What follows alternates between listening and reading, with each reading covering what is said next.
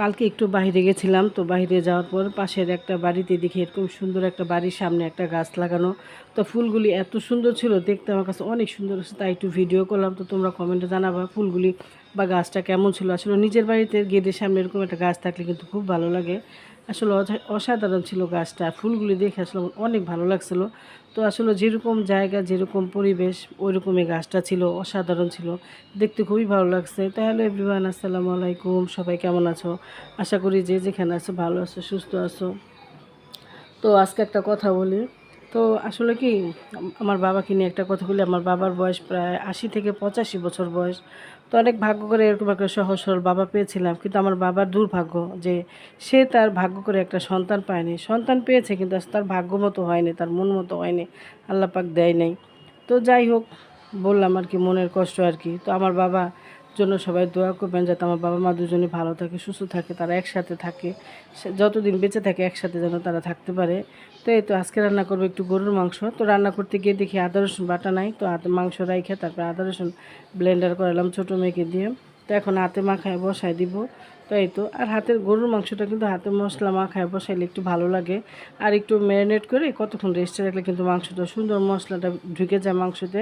তো আমি অবশ্য গরুর মাংস মশলা মাখাই রান্না করি, আমার কাছে ভালো লাগে। তো তোমরা কে কেমন রান্না করো সবাই কমেন্টে জানাবা।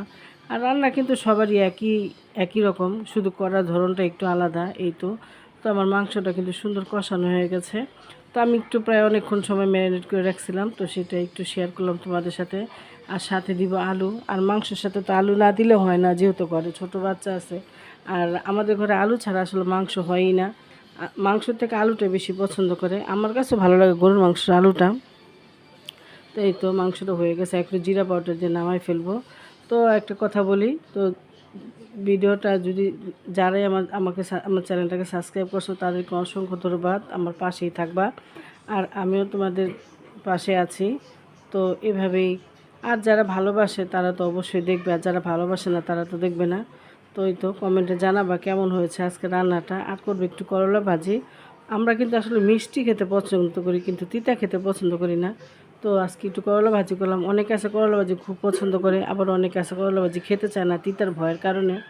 তো বাসায় আসবে ছোটো ভাই, তো একটু রান্নাবান্না তাড়াহুড়া করে করলাম। তো ভাই আসলে একটু সময় দিব, কথাবার্তা বলবো।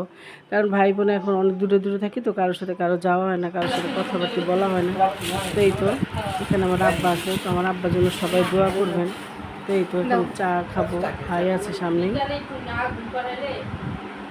আমরা সবাই চা খাই, আপনারা খেতে চাইলে আসবেন, বোনের বাসায় চা খেয়ে যাবেন।